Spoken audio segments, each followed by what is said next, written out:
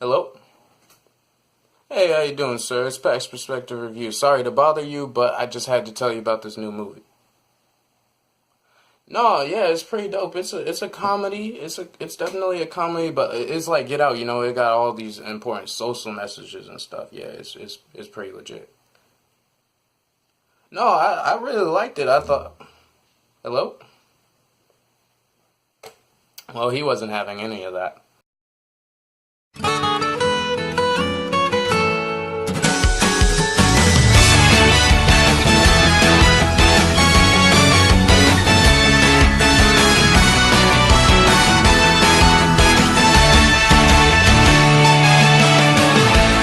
In case you were eavesdropping on my last conversation, you know that this week I'm taking a look at Sorry to Bother You, a new surrealist comedy directed by Boots Ridley, and it stars Lakeith Stanfield, Tessa Thompson, Armie Hammer, and a plethora of other A to B list actors. This film is absolutely incredible. It follows the story of Cassius Green, who starts off as a telemarketer to make ends meet, and he figures out that if, from an older, more experienced coworker, that if he just applies his white voice, then things will start happening in his life and he'll find success. This film is absolutely incredible. I had to start off by talking about the performances, highlighted by Lakeith Stanfield.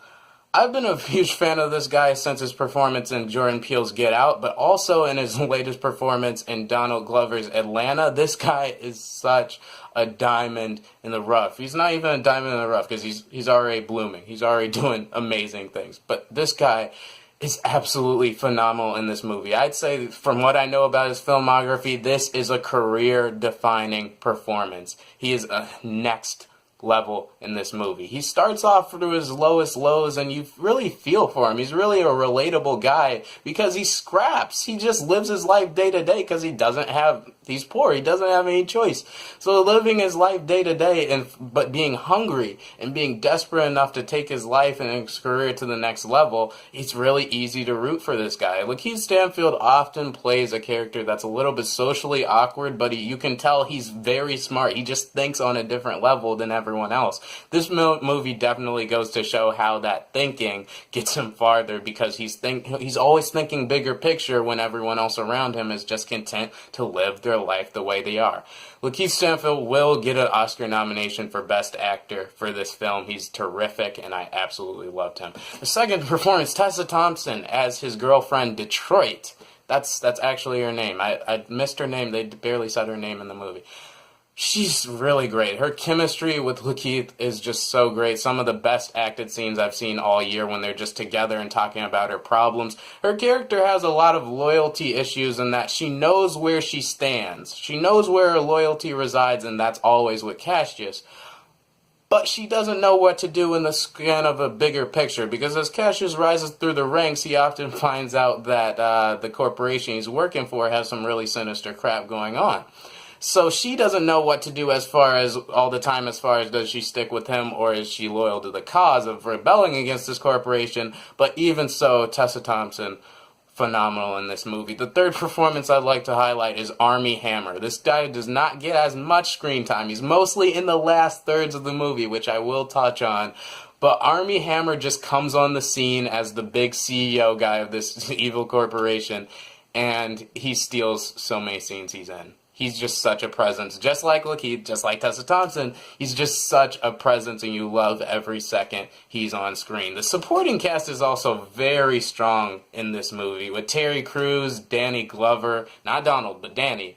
Terry Crews and Danny Glover getting plenty, and Jermaine Fowler too, getting plenty of laughs as Cassius's inner circle, his support group, his group of best friends. They got so many laughs from this movie. So let's talk about the humor.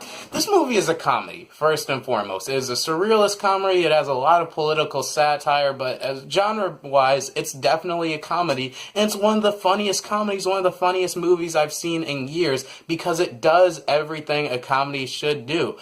The humor isn't just found in the dialogue. The humor isn't just found in the delivery, but the cinematography best brings out the comedy and the drama. There's so many hilarious reaction shots. There's so many montages and quick cuts where it's like scene to scene to scene back to back, and you're like, this is hilarious because you're just chaining these scenes together. One of the funniest movies I've seen in years. The best thing, just like Edgar Wright, why I love Edgar Wright's brand of humor is because he's so adept at finding humor in the mundane. And Boots Riley with this film shows that he's also a master of finding humor in the mundane, because whenever people are just doing run-of-the-mill everyday things like going to the gas station or that awkward elevator moment, they make a hilarious moment out of it, and it just makes this film. It's a 2-hour film that has a lot going on with it, but the pacing is best brought out by the humor. No moment, no scene drags because you're either locked into the drama or just laughing your butt off with the humor. This is such a well-balanced movie tonally. I also love, let's talk about the cinematography.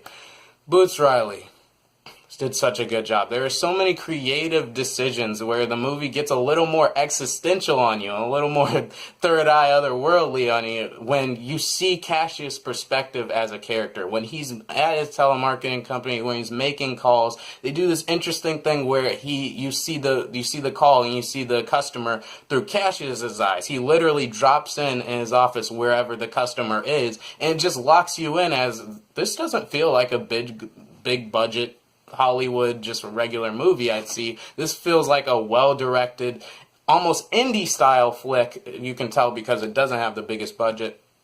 But the creative decisions as far as the cinematography, very smooth transitions, great reaction shots that really focus on the characters and bring out the drama and humor best. The cinematography, the humor, and the performances of this movie are simply amazing. Lastly, I'd like to talk about the political satire because it's some of the best done. This is the most socially relevant movie since Get Out by far. It is perfect for the times and it definitely explores, I definitely gravitated towards the themes and the portrayals of this movie because it deals with big themes such as how socially it feels to be the only black guy in an all-white setting. How when you're a black man in corporate America, there are times where you feel like you can't be yourself. There are times where you have to go out of your way to make sure that people don't just see you as a stereotype. This movie is absolutely rich with social themes like that.